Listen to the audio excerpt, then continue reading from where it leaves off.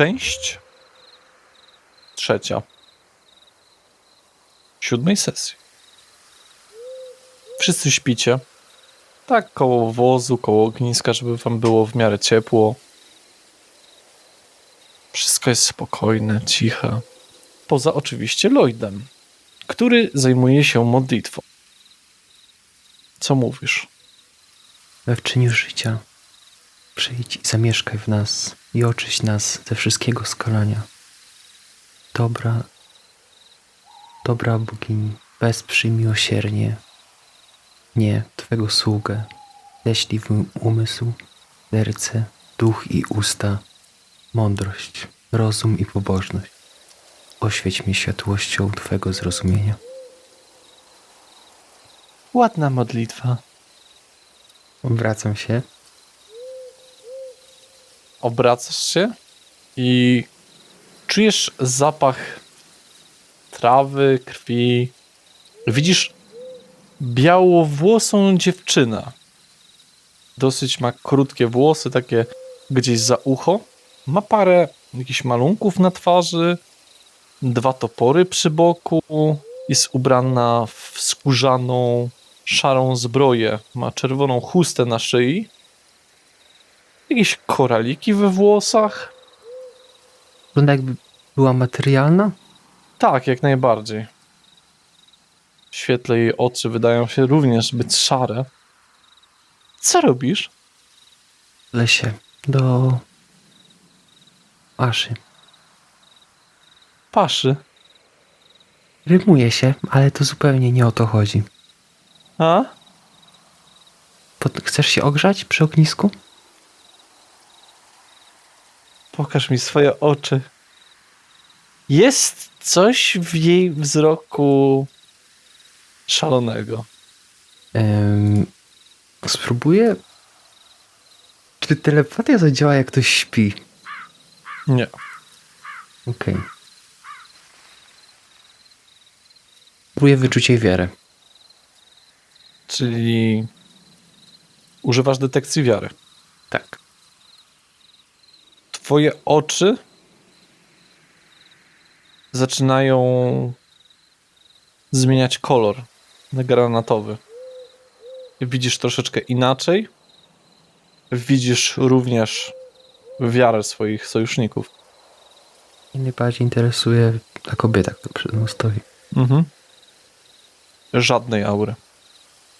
Nie widzisz. Dezaktywuję te oczy. Czy mogę jakoś pomóc? Wszystko w porządku?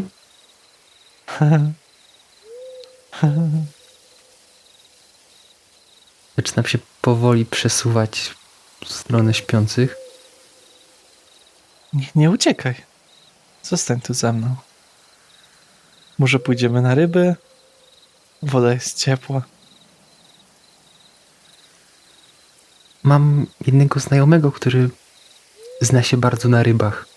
Jak go obudzę, to może coś nam podpowie. Wiesz, kiedy ryba jest dobra?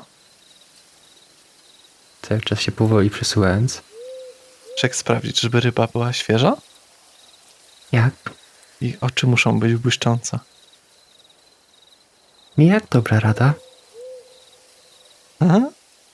Potakuję. Kim jesteś? Jestem Lloyd, miło mi. Nieważne. Trochę głośniej odpowiadając. Nie no, oczywiście. Nie to, że... Chodź na rybę. Chodź, pójdziemy.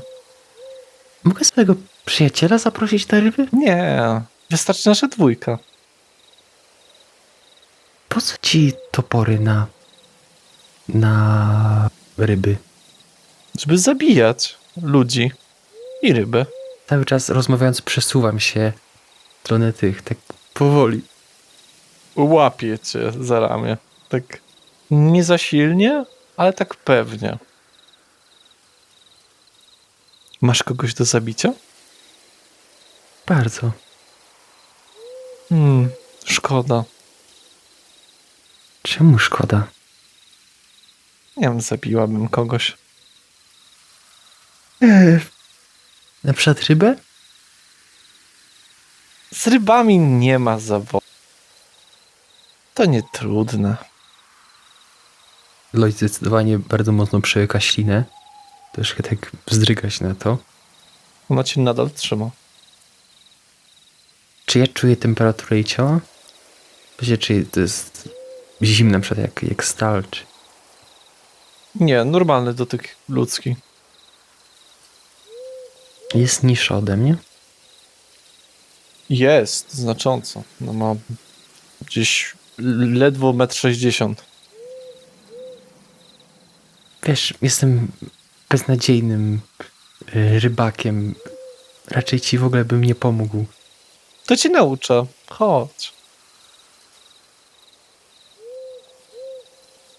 Tak próbuję ocenić, ile tak mniej więcej czasu zostało do nowej warty. Oj, jeszcze sporo. Nie to nie. Idzie usiąść koło ogniska. To teraz szybko podchodzę do... Ej, masz coś do jedzenia? Bo ostatnio musiałam surowego gołębia zjeść. Zostało mi jeszcze trochę tego chleba? Nie no, tak, zostało ci. Oczywiście kiełbasa jeszcze została. Oderwę trochę tego chleba i jej dam. Nie, masz jakieś mięso? To musiałbym się spytać przyjaciela, bo to on się tym zajmuje tutaj. Czekaj, sprawdzę na wozie. No? Idzie tam.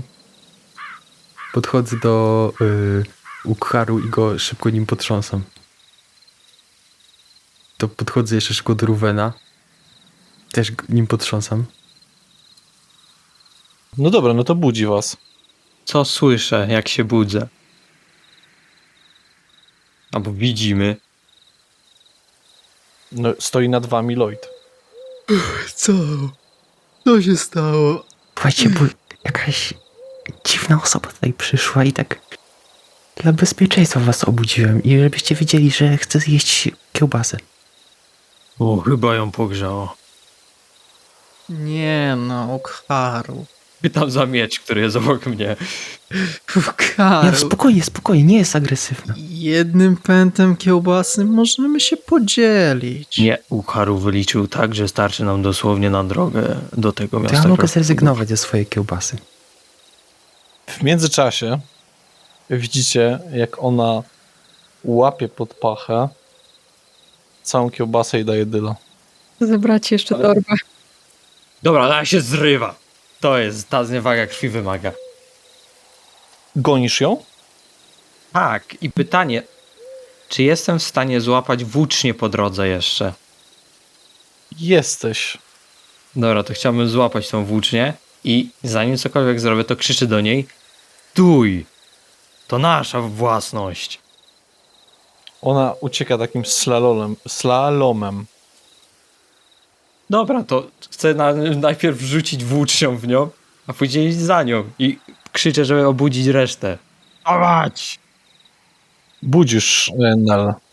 Rzuć proszę na zręczność.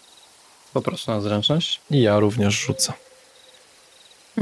Co się dzieje? Po, 13. baba jakaś kiełbasę nam zabrała. Baba? Naturalna jedynka. Znakomicie. Więc twoja włócznia wbija się jej w plecy. Dobiegam do niej w takim razie. Chciałbym do niej dobiec. Ja biegnę za Ukharu. Ja idę za Ukharu. Ja się zrywam i też idę. Ona jeszcze oddycha? Dobiegasz do niej i co robisz? Postawa jak na razie obronna. Nie chcę jej jakby atakować, nie? Rzuć to, co wzięłaś i odejdź. Ona wyjmuje włócznię ze swoich pleców. Obraca nią w ręku. Nie, mnie to nie ten. Praca, jakby mam spięte nogi, żeby zrobić unik, ale Ja stoję przy Ukharu. proszę, nie chcemy zwady. Rzuciłem, bo ukradłaś nas. Odejdź, odłóż to, co masz w obydwu rękach I zakończymy tę sprawę. Ukharu nie chce walczyć.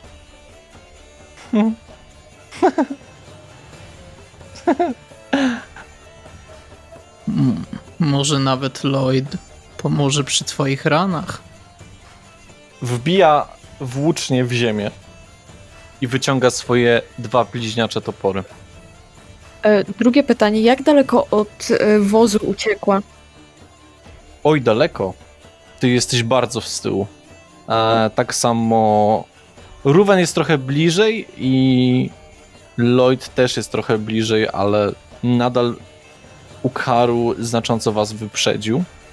Więc Ruven, ty masz 10 metrów do Ukharu. Lloyd, ty masz 20, a Nel ma 30. Dobrze. Czy światło nas otacza? Widzimy wszystko wyraźnie? Nie. Teraz nie jesteśmy za daleko. Ale wasza nocna wizja działa, jakby widzicie w odcieniach szarości, bo są gwiazdy. Ale Lloyd nie. No dobrze.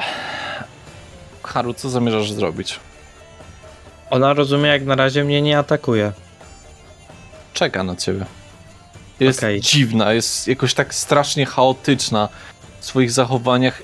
Ciężko spredyktować, co mogłaby zrobić w tym momencie. Ale widzisz, jak gniewnie zawyła i pewna energia wokół, taka czerwona, zatańczyła. Jest coś znacznie silniejszego w niej obecnie po tym.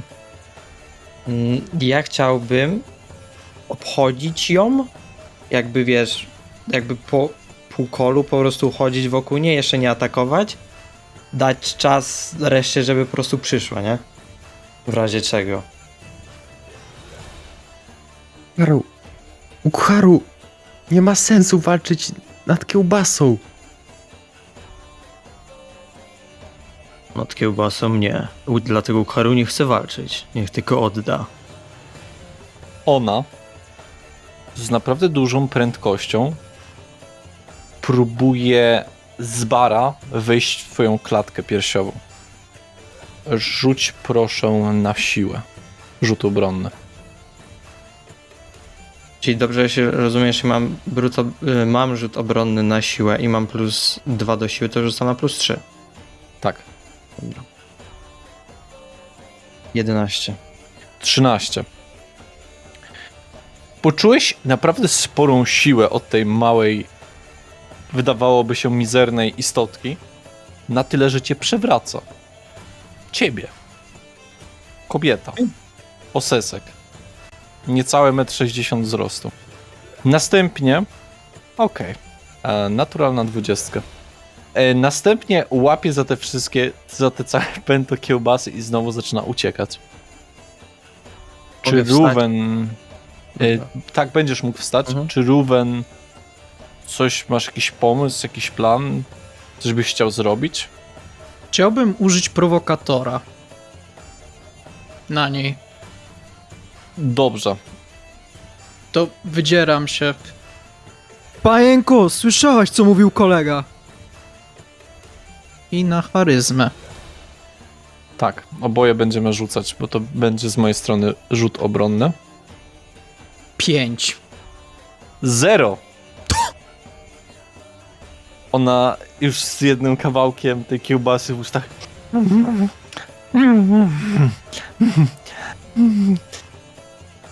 Co? Co? Puść kiełbasę. Znalazłam. Lloyd, dobiegasz. Ja właściwie zdaję sobie sprawę, że stanę się bezużyteczny tutaj w tych ciemnościach, dlatego wracam do ogniska pilnować, żeby nie zostaliśmy okradnięci więcej. Okej. Przez więcej osób.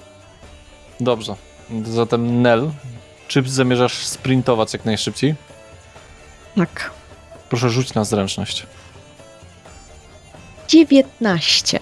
I jesteś w stanie kompletnie wyrównać dystans szybciej, więc jesteś w odległości 10 metrów tylko od niej. Ukharu jest 6, Ruven jest 10. Co robi Ukharu po tym, jak wstał? Łapię moją włócznię. I znowu to samo. Ukharu, nie chcę zwady.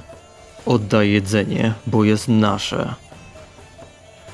Jeśli oddasz po dobroci, damy ci kawałek. Ale oddaj. Nie bądź złodziejem.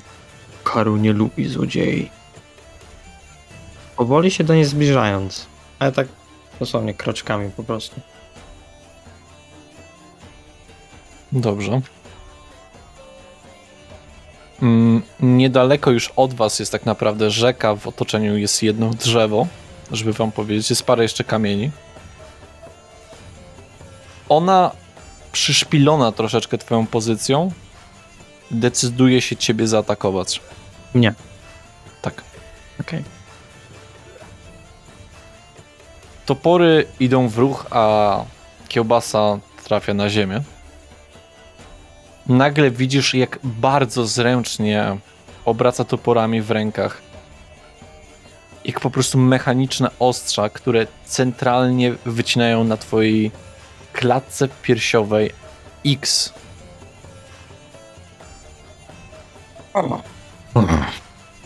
I to będzie 19 punktów obrażeń. Chwila, ale ona mogła go zaatakować? Prowokatora użyłem, a on działa na 3 tury. Prowokator działa, jeżeli ktoś jest w stanie być w zasięgu ciebie. Aha. Zwróciłeś jej uwagę, ale ona nie jest w stanie ciebie zaatakować ze względu na dystans. Więc przez to, że nie jest w stanie, musi zaatakować kogoś innego. Rozumiem. Proszę, następną osobę. W takim bądź razie, widząc co kobieta, dziewczynka robi mojemu kompanowi, chciałbym spróbować uderzyć ją z puklerza w ryj. Może wybić ją z formy, może... Masz 10 metrów. Jesteś w stanie przebiec całą swoją akcję i możesz wykonać coś jako bonusową, natomiast nie jesteś w stanie jeszcze dodatkowo zaatakować. Mógłbyś zaatakować, gdyby była na odległości 6 metrów. Rozumiem. To czy ja byłbym w stanie wejść między nią a Ukharu? Tak. To chciałbym to zrobić, wchodzę między nią a Ukharu i przyjmuję formację wieży. Dobrze. Nel? Ja również się zbliżę, ponieważ wzięłam tylko miecz. I mam jedno szybkie pytanie mechaniczne odnośnie znajomej kreatury, jeżeli mogę. Znaczy znajomego wroga. Ponieważ pozwala mi on dodać modyfikator od wiedzy do ataków, czyli zastępuje wtedy mój modyfikator zręczności, czy dodaje do zręczności jeszcze wiedzę? Dodajesz do zręczności jeszcze wiedzę, natomiast to nie jest znajomy wróg. Ta osoba wykorzystuje kompletnie inny styl walki niż osoby, z którymi się biłaś do tej pory. Fizyczny. Człowiek. Tak, ale Okej. Dobra, rozumiem. z mechanicznej perspektywy powiem wam, że jest berserkerem. To w takim razie zbliżam się po prostu, ponieważ mam tylko miecz. Dobrze, możesz wykorzystać całą akcję, żeby dostać się... Prędkość to 12, możesz najbliżej 3 metry od niej. Dobrze. Zatem teraz jest moja akcja. Ona wymachując toporami próbuje nadal koncentrować się na Ukharu. A cios, wiadomo, zostaje przekazany na Ruvena broniącego tarczą. Stalowy puklerz dodaje ci 1 pancerza, prawda? Tak, oraz mam jeszcze 1 pancerza ze zbroi na tnące. Dobrze, to oba się będą liczyć akurat. A zatem potężne uderzenie, także aż bolą cię ręce od trzymania tarczy. Troszeczkę tarcza nie była na tyle duża, żeby zablokować wszystko. Dostajesz po nodze jednym ostrzem topora, przez co otrzymujesz 13 punktów obrażeń. Aha. No to ja po prostu mam miecz przy sobie i atakuję ją. Tu gdzieś, jeśli Ruven jest przede mną, no to po prostu próbuję taki, wiesz, szybki wypad po prostu dać, żeby ją zaatakować i cofnąć się za Ruvena, nie? Pytanie, czy ta włócznia, w którą w nią wtedy rzuciłem, liczy się do kombinacji? Wtedy rzucaliśmy po prostu jako taki rzut Dobra. mechaniczny, więc niestety nie. Okej. Wow, naturalna jedynka. Niestety. Ona dodatkowo ponownie decyduje się na ucieczkę. Pozostawia kiełbasy, ale ucieka, wykonując akrobację i wskakując do rzeki. 20 wyrzuciłem. Nienaturalne, ale 20. Czy ktoś jeszcze chce ją próbować gonić? Nie. Nie. Nie. Dobrze. Idę najszybciej jak się da po te kiełbasy. Zatem śmiejąc się ucieka, spływając z nurtem rzeki. Wszystko w porządku, Karu? Tak. Ale Ukharu chyba musi porozmawiać z Oseskiem. Biorę te kiełbasy. No to w ogóle miało być. Nie wiem, jakaś psychopatka? Śmiała się przerażająco. Jej styl walki przypomina Ukharu trochę. Orczych berserkerów. Coś takiego. Też walczyli 2 toporami. Zazwyczaj. Pierwsze słyszę. Wracajmy do ognia, tam przynajmniej lepiej widać. Lloyd rozumiem, że czeka nadal przy tym ognisku. To wracamy do ogniska. Rzucam te kiełbasy obok swojego posłania, czy cokolwiek tam było. Teraz już trochę z ziemią, liściami. Jakieś mrówki może. Z 2. Dla Ukharu to akurat nie jest problem. I zmierzam w stronę Lloyda. Ja również. Osesek może wytłumaczyć Ukharu, co tu się do cholery stało. Sam nie za bardzo rozumiem. W pewnym momencie po prostu do mnie podeszła i I chciała ze mną łowić ryby. Osesek stwierdził, że to genialny pomysł.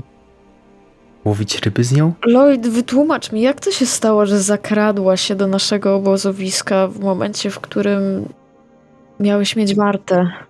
Ty miałeś wartę. Ukharu nie wie, czy Osesek wie, na czym polega posiadanie warty. Pilnuje się, a nie odmawia się z zamkniętymi oczami modlitwy.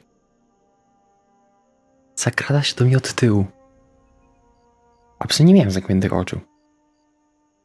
Nadal powinieneś obudzić nas o wiele wcześniej. To Złapała prawda. mnie za rękę. Nie wiedziałem, jak zareaguje. Gdy... Mogłeś krzyczeć.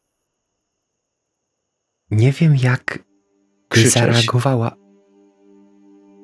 Mogła mi wbić te topory w brzuch od razu. Boże święty, nie wiedziałem, co robić. Jeśli chodzi o twoje zachowanie wobec niej, okej. Ukharu jest w stanie zrozumieć. Ale pilnowanie warty już nie. Lloydzie, następnym razem, jeśli zobaczysz cokolwiek, co cię zaniepokoi, od razu nas budzisz. Najwyżej będziemy troszkę mniej wyspani. Widzicie coś na ziemi? Patrzę. Coś tam się porusza? No to jesz sobie tupta. Staram się go ominąć, żeby go nie zdeptać i usiąść. Ukharu zgodzi się z jedną rzeczą. Tą część kiełbasy, co ona odgryzła, to będzie kiełbasa, która była dla Oseska. Dla mnie spoko. Lloydzie, Widzicie coś jeszcze? Co takiego? Na ziemi czy gdzie? Na ziemię. Patrzę. Kolejnego jeża. Rodzinka Jerzy.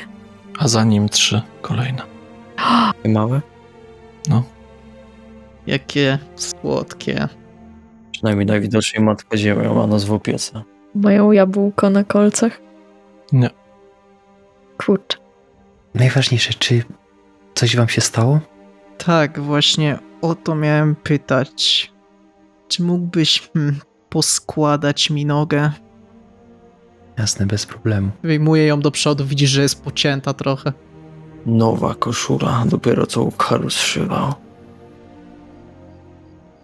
Mogę to zrobić krócej albo dłużej. Dłużej prawdopodobnie może być lepszy wynik. Krócej, no wiadomo. Wolałbym... Zrób dłużej. Ja już podtrzymam tą wartę. Ty pójdziesz spać jak skończysz i za jakieś 4 godziny obudzę Nel. Niech tak będzie. Haru idzie spać. Nel również idzie spać. Czyli kto teraz przejmuje wartę? Ruwen. Ruben, dobrze. A ja odprawiam rytuał nad Ruwenem. Dobrze. 3D6. Tak. Bez modyfikatorów. No dobrze.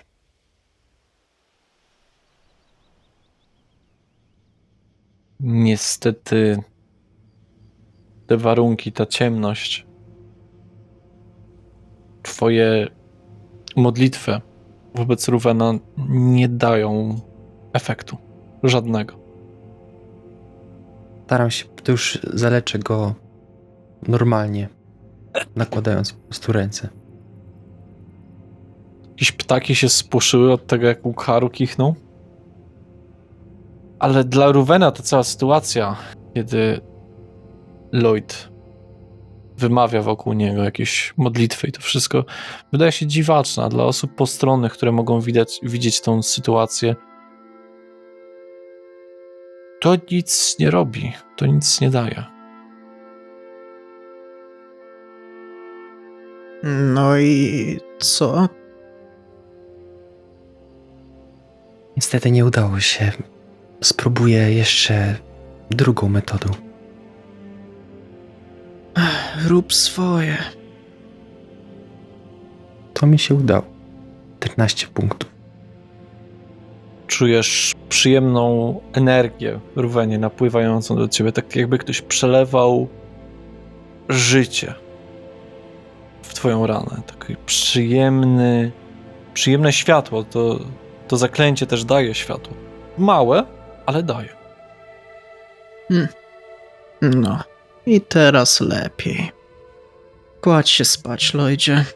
Ja już przejmę wartę, tak jak mówiłem. Jasne. Powinno ci już być lepiej. Już idę. Dobrze. I ja podczas warty chciałbym chodzić, no stać, chodzić. Czasem sobie na chwilę przysiąść koło ogniska i rozglądać się. I zawsze mam przygotowany toporek i swój puklerz. Nic absolutnie przez twoją wartę się nie dzieje. Tak samo przez wartę następnych osób. Odpoczęliście. Zaczyna się nowy dzień. Chyba że ktoś coś chce jeszcze zrobić na swojej warcie, to Ja się tylko zapytać, czy to jest traktowane jako długi odpoczynek. zgadza się. To jest traktowane jako długi odpoczynek. Dziękuję. Proszę.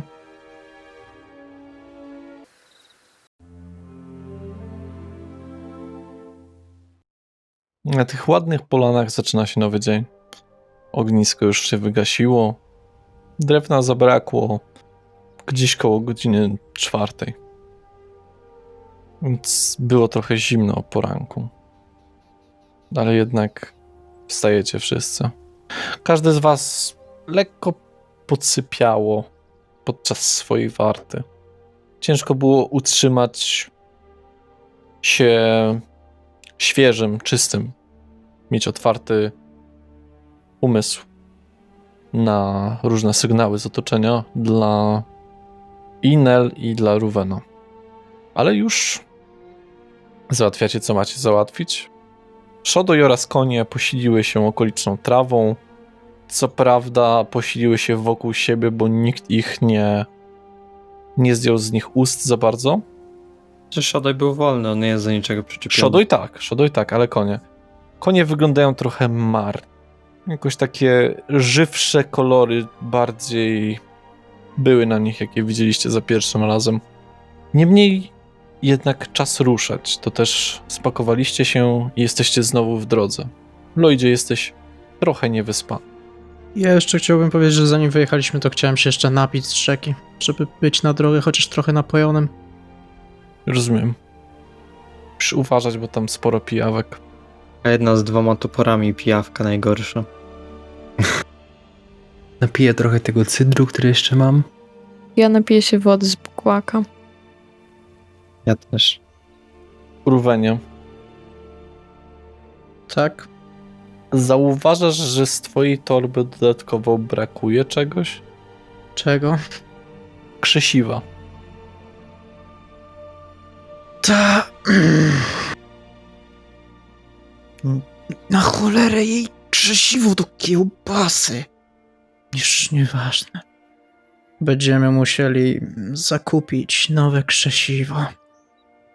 Czemu? Je też zabrała? No tyle dobrze, że to, a nie inne rzeczy. Miejmy nadzieję, że drużyna zdąży dojechać do tego miasta przed kolejną nocą. Miejmy nadzieję, że zdążymy. Najważniejsze jest to, że nic się nikomu poważniejszego nie stało. Zgadzam się. Czy na swoją rozciętą koszulę? Szyjesz sobie Ukharu. Ukharu, jestem z tobą i wstrząsam swoją nadal niezszytą koszulą od ostatniej zabawy z wielką modliszką. Ukharu musi zakupić nić i igłę. Zgadza się. Zdecydowanie nam się przydadzą. To prawda. Albo zbroję. Spędziliście sporo czasu w kolejnej podróży. Po około 4 godzinach widzicie zjazd do miasta Horncrest. Mury wyższe niż te Talonguardzie. Jeszcze bardziej. Miasto jest niesamowicie dobrze ufortyfikowane. Z każdej strony białe mury, wysokie kaplice z czerwonymi dachami.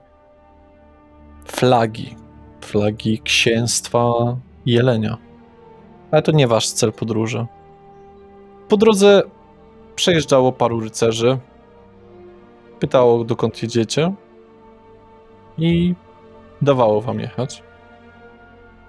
Jeden z nich odezwał się do was. Zginął nam więzień. Nie widzieliście kogoś szalonego tu w okolicy? Niestety widzieli. Niestety tak. 2 topory, niska. Kobieta, szalony A. śmiech. Kalamastia. Uciekła nam. Ostatnie, kiedy ją widzieliśmy, płynęła do rzeki. O, dziękuję bardzo. To bardzo pomocna informacja dla Imperium. O której to było? Nocy. Pierwsza, może 24. Wczesna noc. To może być koło Dunkari już. No nic, dziękuję i udanej podróży.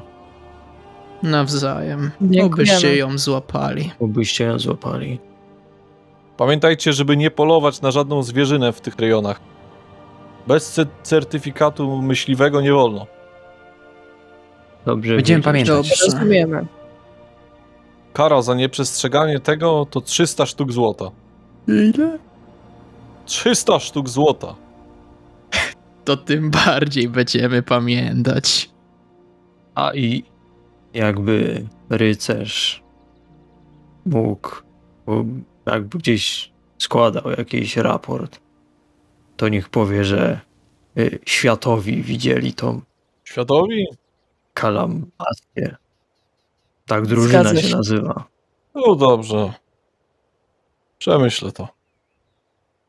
Oni są ubrani w pełne zbroje, z lancami u boku, ale też mieczami, tarczami, w pełnych płytowych zbrojach.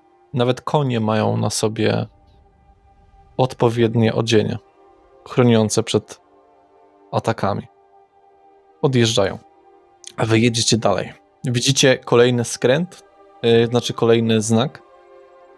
Prosta strzałka, Torhalr i troszeczkę w prawo Redmine. Kierujemy się oczywiście do naszego celu. No dobrze. Spędziliście kolejne godziny na podróżowaniu. Konie są wyczerpane. Tak samo Shodoj. Przydałoby im się troszeczkę poruszać. Ale widzicie bardzo ciekawą rzecz. Widzicie ogromną, powiedziałbym 60-metrową bramę metalową. W otoczeniu są mniejsze bramy, takie już w rozsądniejszych rozmiarach. Na 5, na 3 metry. Całe to miasto wydaje się być zbudowane w górze. Otaczają je pewne lasy iglaste. Tutaj się zaczynają już wzgórza. Trochę tutaj wieje. Widzicie duży przekrój cywilizacyjny. Widzicie troszeczkę elfów, troszeczkę orków. Od zgromadzenia krasnoludów całkiem sporo ludzi. Widzicie, że ta brama jest prowadząca centralnie do miasta, które, jak patrzycie przez te metalowe kraty, schodzi w dół. Nie jakoś bardzo stromo, ale schodzi gdzieś tak. Strop sprawia, że zejście to jest około 5 metrów w dół. Ale jest dosyć łagodne, więc jest rozłożone na dłuższej powierzchni. Wiele koni i powozów zostaje przed Thorhaller. A w sensie są takie jakby specjalne miejsca dla nich, tak? Tak. Zagrody. No i wozy pozostawione. To ja tam wprowadzam Shodoja. Którejś z większych zagród. Jeżeli są tu orkowie, to pewnie i bawoły. Ja prowadzę wóz z końmi. Serwus! Witajcie. 2 sztuki złote opłaty za dzień. Zwierzę będzie najedzone i napojone. Tak. Dobra. Podaję mu 2 sztuki złota. Jak twoje imię?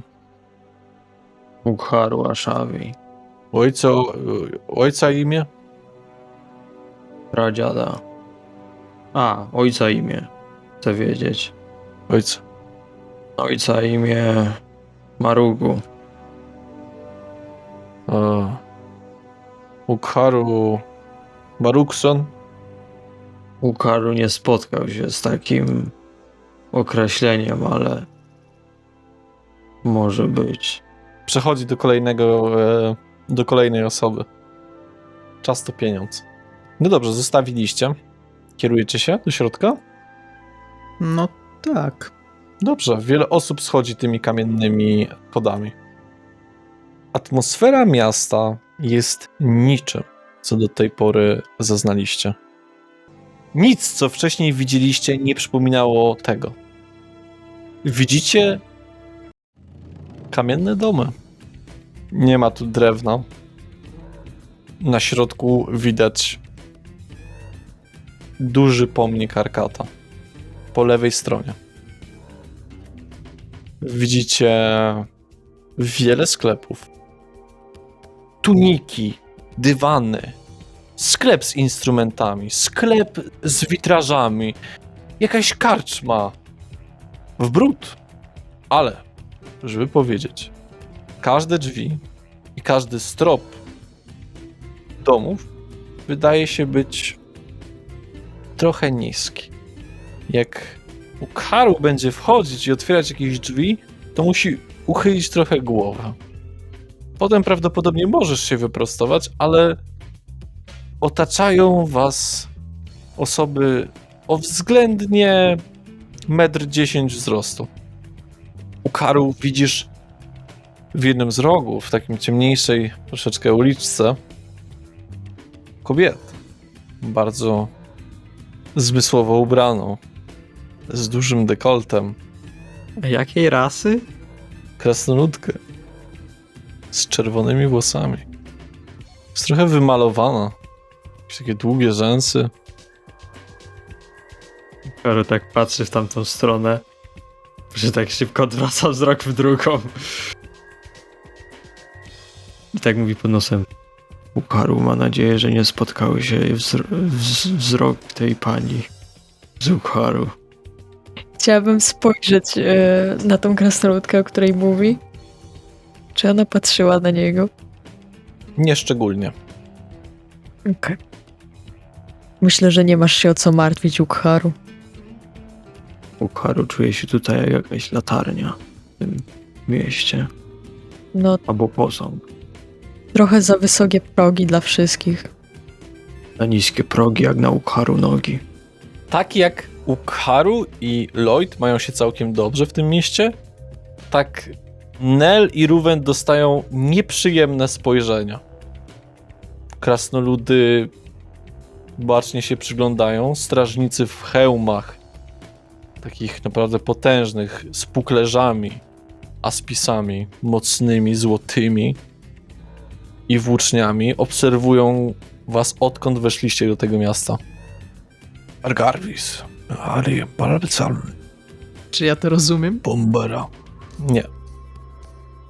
Staram się udawać, że ich nie zauważam.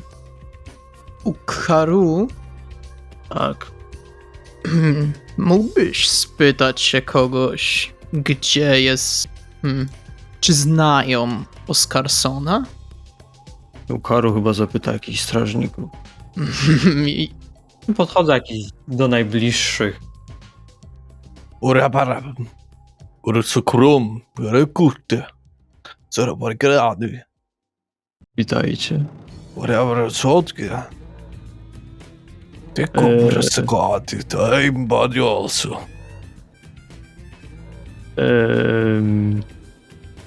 Oscarson? Oscarsona sabykety. Jak cię pokazują palcem.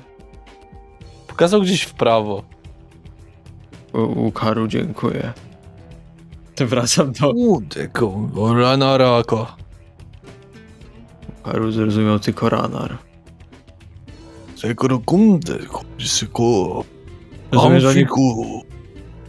Ja nie rozumiem ich języka, nie? Amfiku. Ukharu nie rozumie. Po orkijsku może. Wspólny? A kto wspólny? czy ja słyszę? Dobry, klin. Dziękować. I wracam do swoich. Powiedzieli, że w prawo. To chodźmy w prawo. No to brawo, aczkolwiek... Ktoś patrzy na Ruwena. LBP. Pirasuka. Rozumiem, że to oznacza pirat, prawda? Inderare. Oto. Kroso. Nadal nic nie rozumiem. Ukharu usłyszał w tym słowie suka, ale nie wie Ukharu tylko... Swachtu. Ty wiesz, że swachtu znaczy czarny. Ruwenie. Kto to mówi? Jakiś strażnik? Jakiś krasnolud, który przechodzi. To ja uśmiecham się do niego i macham. Ja mam pytanie, czy ja po pracy z 2 krasnoludami przez jakiś czas kojarzę chociaż takie, wiesz, nazewnictwo kowalskie? Takie podstawowe słówka? To może tak, ale tylko tylko, że ty nie pracowałeś z 2 kowalami, tylko z jednym... Przepraszam, jeden był płatnerzem, a drugi... Płatnerz był krasnoludem, a ten, który robił oręż, był człowiekiem. Tak, dobra, no to... Darius. Tak, Darius, no. No ale jakieś takie gdzieś tam podstawowe słówka, gdzieś coś mogę wyhaczyć, No, nie? ale oni tak nie bardzo podstawowo mówią. Bardzo zaawansowania. Prawo, idziemy. Tam, gdzie wskazał ten strażnik. Tak, i ja chciałbym się rozglądać nad... Czy są te sklepy, mają jakieś szyldy? Coś? Tak. To chciałbym rozglądać się za runami. Runami i metalurgią, dokładniej. Nic nie przypomina czegoś takiego? A Oscarson? Również nie. Mi się wydaje, że zrobiliśmy kółko. Chyba nie. Może... Kupisz wasza? My nie wierzymy, wasza. Kolega tak. Równa wasza. Asza. Jeden krasnolud kształci tak jakby taki kształt. Taki okrągły. On chyba pyta, czy garnka nie chcemy kupić. A ile? A, wy nie po krasnoludzku. Pytałem się, czy wazę chcecie kupić. A, Wazę! Haru twój zrozumiał. Ale to- Dziękujemy, ale czy wie pan, gdzie jest sklep Oscarsona? Oscarson który? Taki blond. Bo tu 20 jest. Olwina Oscarsona. Olwin Oscarson. A, Olwin. Olwin Oscarson? Tak. Tymi krętymi schodami na prawo, potem trzeba skręcić w trzeci tunel na lewo, a potem w pierwszy na prawo. Czy mógłby nas pan zaprowadzić? Nie mam czasu. Trzeci tunel, schodami w dół, trzeci tunel na lewo, a później w prawo. Tak. Haru zapamiętał. Możemy iść. No brawo. Dziękujemy panu bardzo. A ty mroczny elf? Pokazuje na Nie. Rubena. Nie. Nie jestem. Czarny. Nie mroczny. A to byłby jakiś problem, gdyby to był mroczny elf? Szturcham Lloyda bardzo. Tak też trącam go tak trochę Ale- ramieniem. bo- Ten krasnolud pluje ci pod nogi, żeby ci kuźnia i ognisko zgasło. I idzie.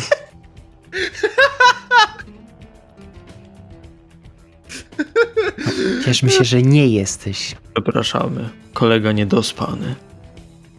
On poszedł I- po tym. Ja idę dalej też. Ja idę tak jak on wskazał, czyli krętymi schodami, potem w prawo, trzeci tunel w lewo, a potem znowu w prawo. Nie, najpierw trzeci tunel w lewo, później w prawo. No Później tak. w prawo. Lloyd, jeżeli widzisz, że patrzą tutaj nieprzyjemnie i mówią nieprzyjemnie na temat mrocznych elfów, to znaczy, że to jest problem. Myśl, Myśl, Lloyd. myśl, Lloyd, myśl! Dolka w kulwerty. Haru Patrzą się nie na chce Nel. powtarzać to, co usłyszał. Dolka w tufnerty. Czy ja cokolwiek Witajcie. rozumiem? I dzień dobry wam. Macie wrażenie, że oni dobrze rozumieją powszechne.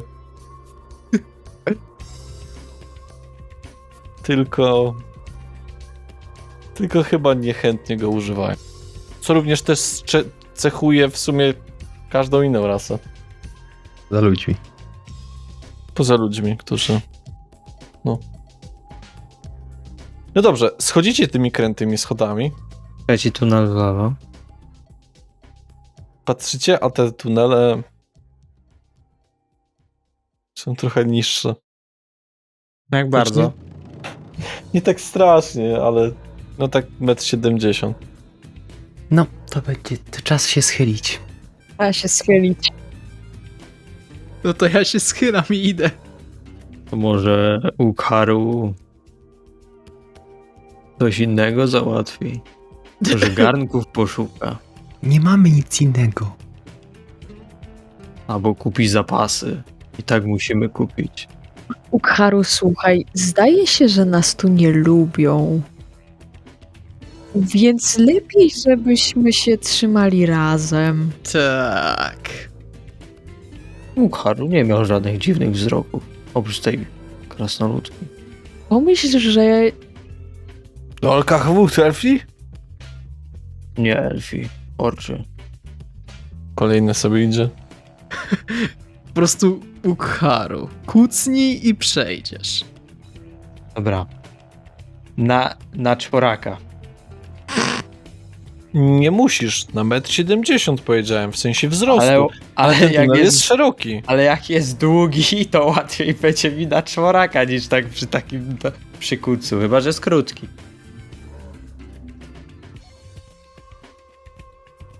Nie no, jest długi na gdzieś 30 metrów. Dobra, da radę.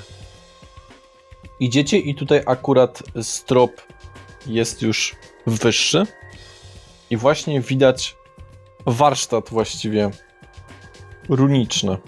Czy jest jakieś napisane, że Erikson czy coś? Czy Erikson. No jest Oscarsson, napisane przepraszam, Olwin Oscarsson. Oscarsson. To chyba to wchodzimy do środka. Chodzimy. No, Witajcie. Witajcie. Dzień Witajcie. dobry, panie. Dzień dobry. no od Wiktora. Beckmana? od Nie, Wiktora nie. Auroniusa. Auroniusa. Nie tylko powszechny? Niestety. Orczy. No. Mam nadzieję, że to nie jest duży problem. Który Wiktor? Auronius. Auronius. A, Wiktor, ten. Ja pamiętam jak jego ojciec. Tak. A co u niego? Siedzi w tawernie. W Talongardzie. Co to tawerna? Tak pije, siedzi? Nie, Pije. Coś chyba budował. A on zawsze buduje. Tak, tak. ale chyba dobrze u niego.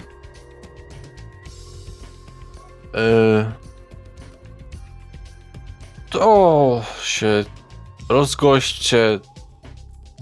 Będzie gotowe może na jutro albo pojutrze. Coś ewidentnie jest nie tak z jego reakcją na to, że jesteście od Wiktora. Mm, Ale pan Wiktor mówił, że to ma być szybka sprawa. Przyjeżdżamy, zabieramy i odjeżdżamy. Nie, bo to trzeba dopracować. Tam trzeba porobić parę wkrętów i blaszek. Ja mógłbym wyczaić, czy on kłamie. Zależy mu trochę na czasie. Rzuć proszę na intuicję. Może obydwoje, kto by chciał jeszcze? A ja mogę, bo jesteśmy w 16. Ja też bym mieście. chciał. 16? Dobrze, to jeszcze zobaczymy jak Unel. 20. Okej. Ewidentnie tego nie ma. Widać po nim, że coś musiało się stać. A czy z tym czymś artefaktem na pewno wszystko w porządku? Tak, jak mówię, parę blaszek i tam nawdziertów. Czyli nie byłoby problemu zobaczyć. To nie można, bo to tylko w ręce Wiktora. No będzie. Pan Wiktor chciał, żebyśmy ocenili, czy nie jest zniszczone w żaden sposób. Oburza się, nadmuchuje policzki. Żeby wam powiedzieć, tak jak wspominałem, jak Wiktor w sumie wspominał, on jest blondowłosy z lekko rudawą brodą, ale tylko niektóre włoski. Ma związane wiele warkoczy z włosów.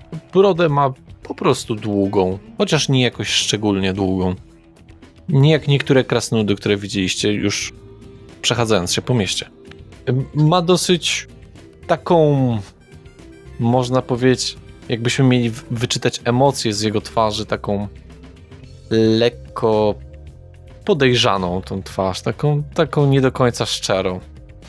Szemraną. No. Bardziej może nie szemraną, a trochę fałszywą. Chodzi po prostu o to, jak najbardziej pan Wiktor panu ufa, natomiast poprosił, abyśmy sprawdzili, czy wszystko jest w porządku i czy dostaliśmy na pewno. Czy po prostu wszystko się zgadza. Zostaliśmy do tego Nie mam tego. Możemy wiedzieć, co się stało? Ukradli. To ukradł? na dół. Kamienie. Kamienie ukradł? Słucham? Skrzydlate golemy. Bo poszedłem z nim go wyrabiać. No i poszedłem, bo to magiczne jest. I chyba przesadziłem z destylatorem.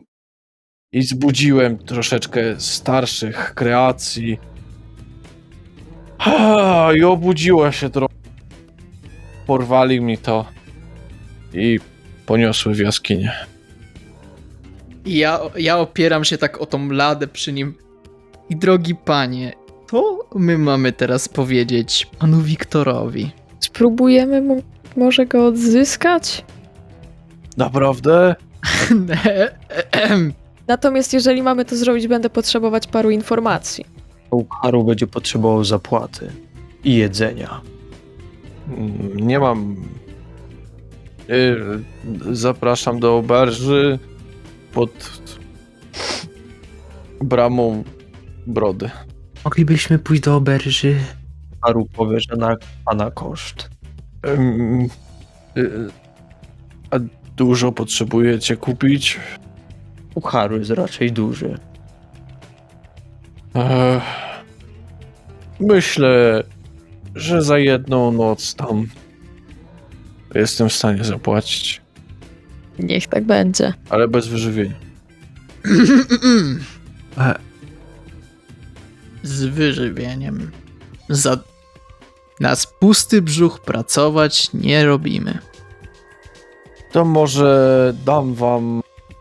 Mam runę jedną. Ukharu runy raczej nie zje. Węgiel też się na żołądek bierze. Ukharu nie potrzebuje nigdy. 20 sztuk złota mogę wam dać. Ja chcę... Czy ja mogę ocenić po jego minie, czy nas kantuje? Proszę rzuć na wycenę. Dobrze. Nasi handlarze siedzą cicho. A, to ja też chcę rzucić w takim razie. Dobrze. Uuu. Jak ty, Lloyd, się masz w tym sklepie? Widzisz tutaj sporo run, ksiąg, manuskryptów, map. Właśnie oglądam tytuły książek. 15. Tytuły książek nie mówią ci nic, bo są wszystkie po krasnoludzku. Nel 23. Dobra. To będę opierał się bardziej na tym, co Nel wyrzuciła. Nel, powiem tak. W tym sklepie te rzeczy są bardzo wartościowe. I też Wiktor nie wyglądał.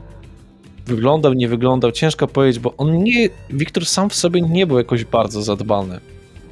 Może to jego styl życia, ale ten sklep, widzisz od niektórych rzeczy ceny i 20 sztuk złota to jest śmieszna kwota za tą pomoc. Ja też to rozumiem? Tak trochę mniej, tak połowę tego, co powiedziałem. Proszę pana, I sugerowałabyś kwotę znacząco większą. Ale tak patrzę na jakąś scenę. A tu o 2 zera za dużo napisali. To jest specjalna stal. a artefakt. To smocza stal jest. On jest wykonany z wielu rzeczy. Jak? Ale jak? Materiałów jakich? Ale Dokładniej. ale nie, bo to Wiktor zapłacił sowicie. Oho, zapłacił sowicie, no proszę. Tak więc myślę, że 20 sztuk złota będzie śmieszną ceną przy tym, jaka nasza pomoc będzie duża. 40. 1-0 do 20 dopisać. Pogłupieliście! Ewidentnie się panu powodzi. Jeżeli panu nasze warunki się nie podobają, możemy powiedzieć Wiktorowi, że oddał artefakt w złe ręce. Ty wiesz, nawet w tym momencie mógłbym się z nim skontaktować. Jeśli Ukharu dobrze rozumie, to pan Wiktor już zapłacił. I pan Wiktor nie będzie zadowolony, zapewniam. Dobra. 120. 150. 130. To 45. To 45, albo skontaktuję się z panem Wiktorem. Nasz kolega umie w myślach. Abyście mogli mu nie mówić? Za 145 sztuk złota. I opłacenie noclegu. I opłacenie noclegu.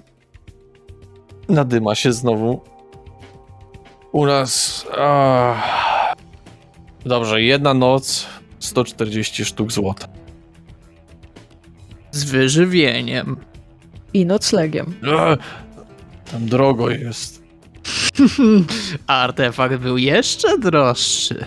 Dobrze, niech będzie. 200 sztuk złota i ja nie załatwiam żadnego wyżywienia i noclegu. Przepraszam, to ile kosztuje tam noc, skoro zgodza się pan o 60 sztuk złota? Więc... Nie dużo, nie. A dokładniejsza cena? O, myślę, że tak 4 Te... i złota się można zabawić. To zrobimy tak, opuścimy te 4 sztuki złota. Wywraca oczami. Ogólnie rzecz biorąc jest ubrany w złoto-srebrną szatę. Czyli taką bogatszą. Mogłeś to od początku powiedzieć, że goście z złotą szatę ubrany. Nikt nie pytał. Drogi, Pieniądz się go trzyma.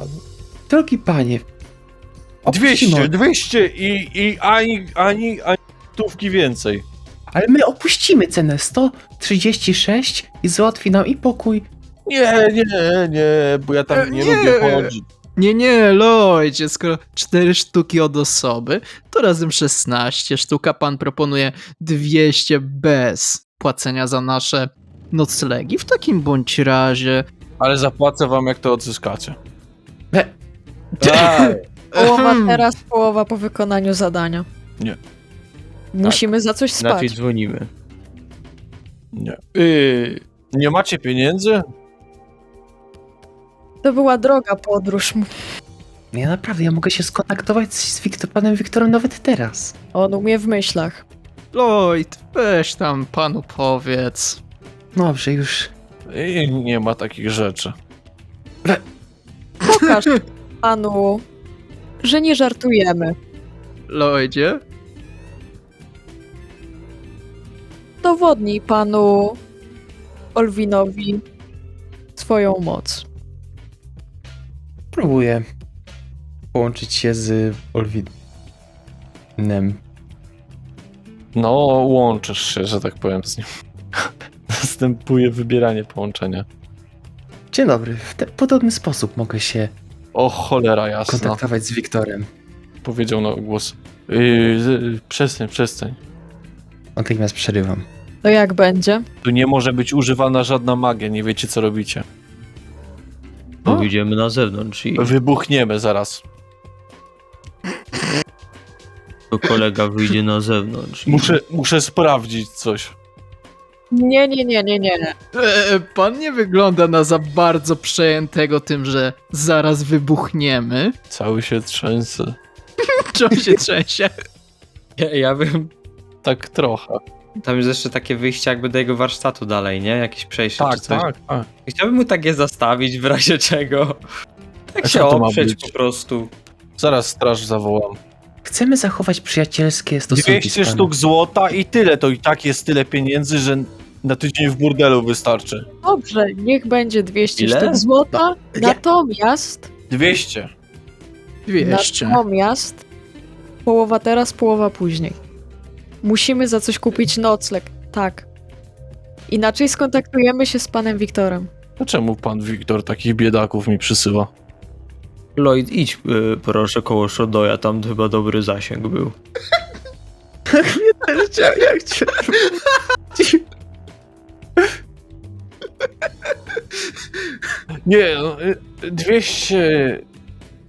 220. Połowa teraz, połowa po. Nie. 250. To jest nasza polityka, drogi panie. Trzeba się przygotować na eskapadę, a To po już taniej eskapadzie... wynajdę kogoś, żeby Nie. tam poszedł.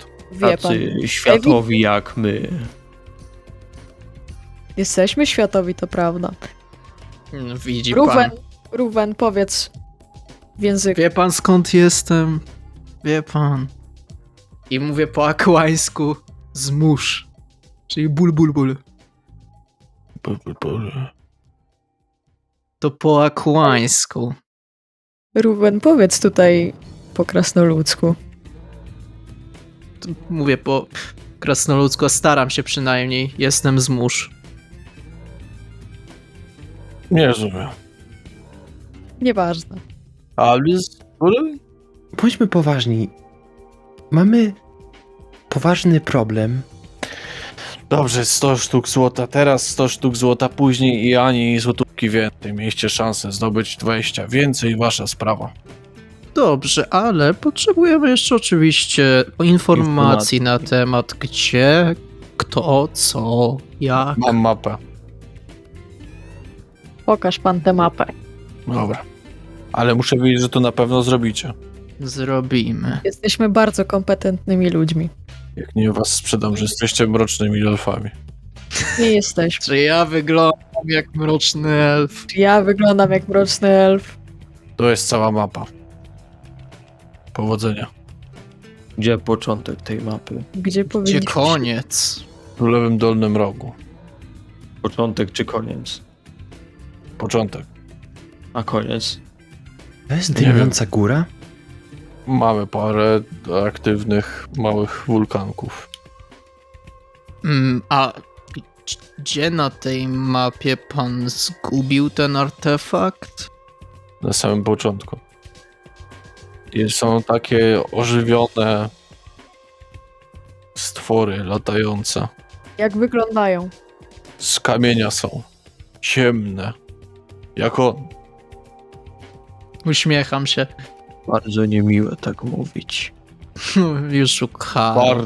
Twarde jak lita skała. Czy są agresywne? Nie wiem, bo uciekłem. To chyba mówi samo Było przez 8 się. takich. Strasznie niebezpieczne. Rozumieją jakiś język? Czy to potwory? Skąd ja mam wiedzieć? Przebudziły się przez energię. Domyślam się, że zwykły oręż nie bardzo na nie zadziała. Może kilo. Czy ma pan może coś, co nam pomoże? Jakąś... Albo polecić? Nie mam. No już, zmykajcie. pieniądze? Chwila. Wyciągam do niego rękę.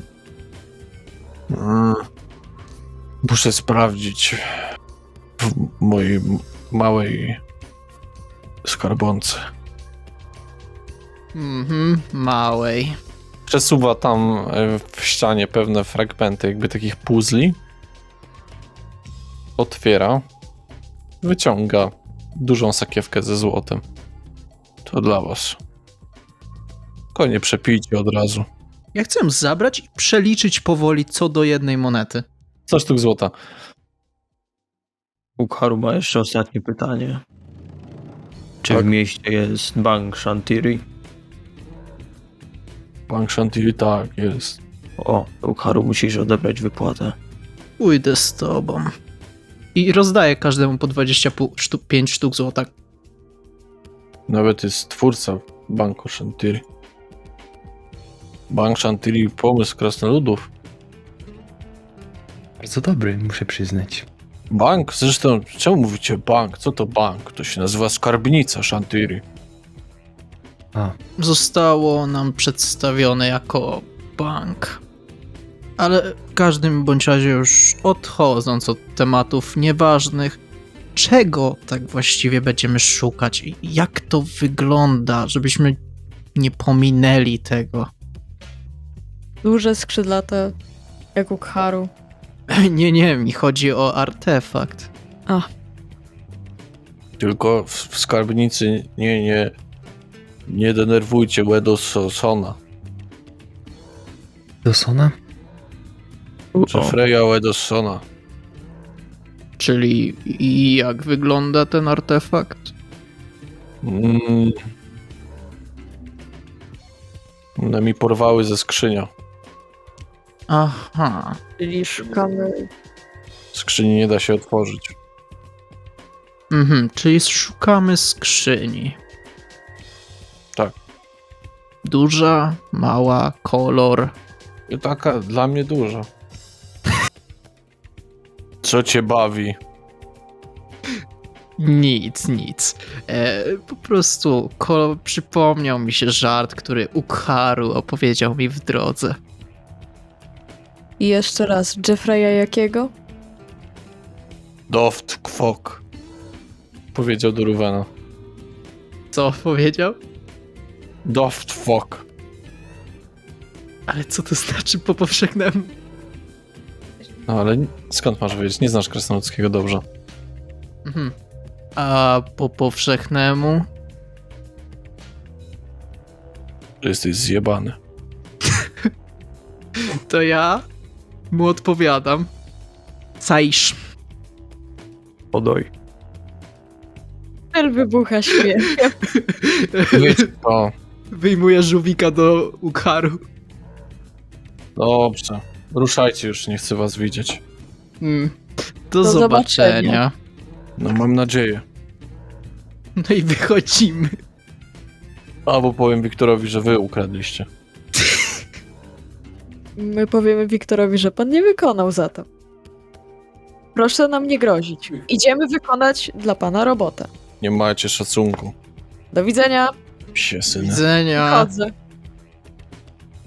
Żegnajcie. No dobrze, wychodzicie.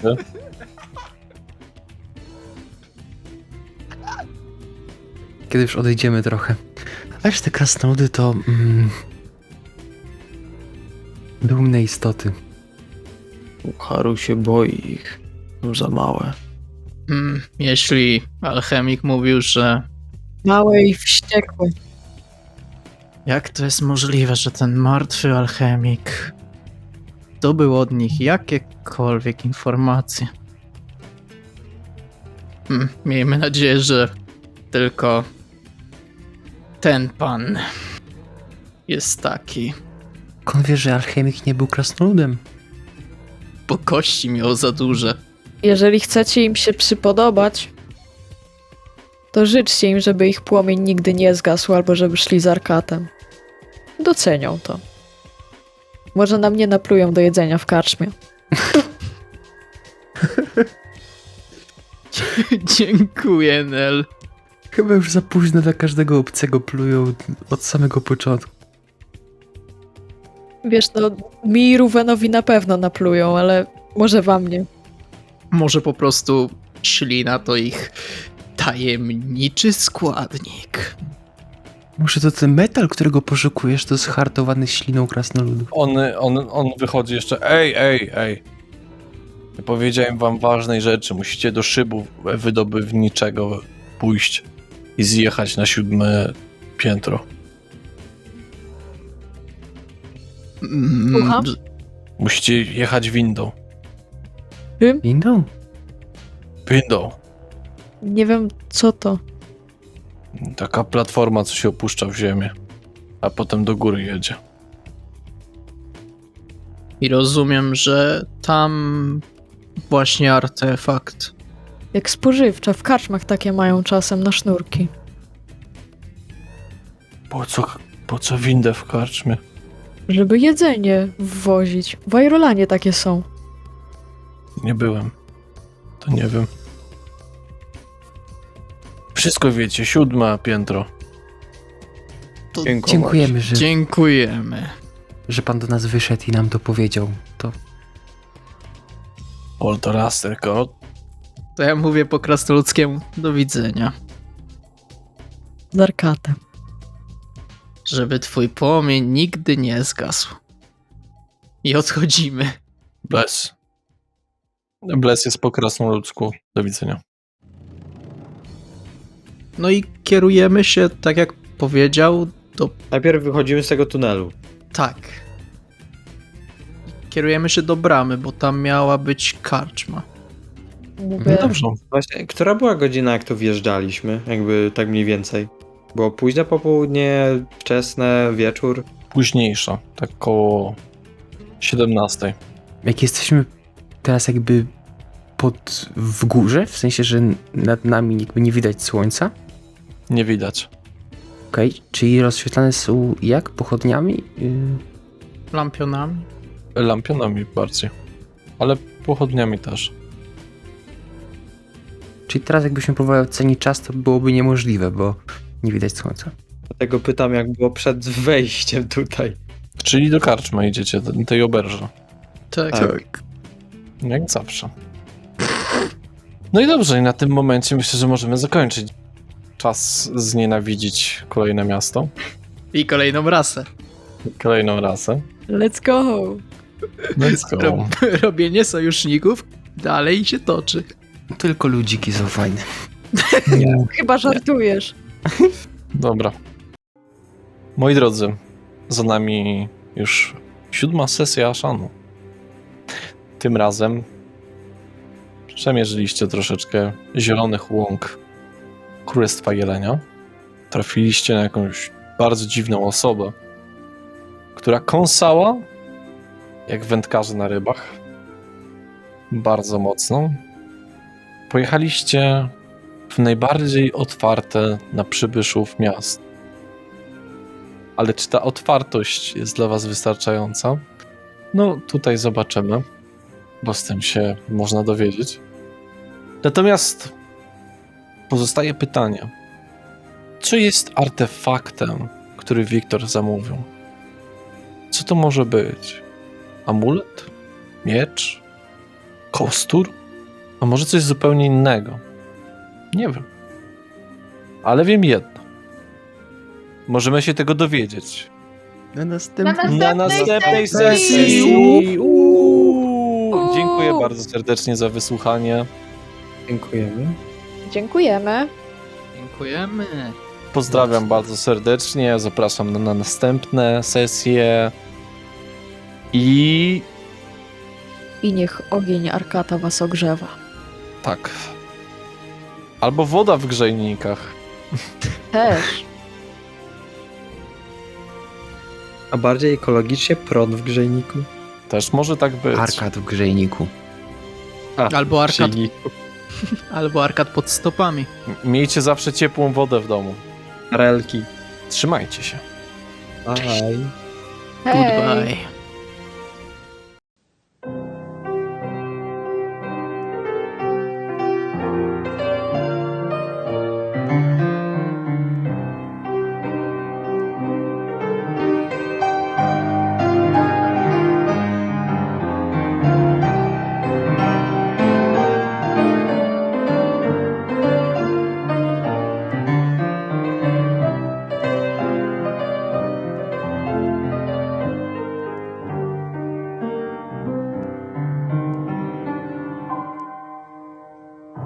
Hey people, it's Paul Romero out in California, and I wanted you to know about my friend Arch's YouTube channel called The Theater of the Mind RPG, and it's based in Ashan, and I think if you like Heroes of Might and Magic, you would really enjoy checking out his channel. It's all improvised storytelling in Polish, and he's going to start adding some English translations, which I'm really looking forward to. So I hope you have a chance to check it out and have a great day, and hope to see you in Poland very, very soon. Take care.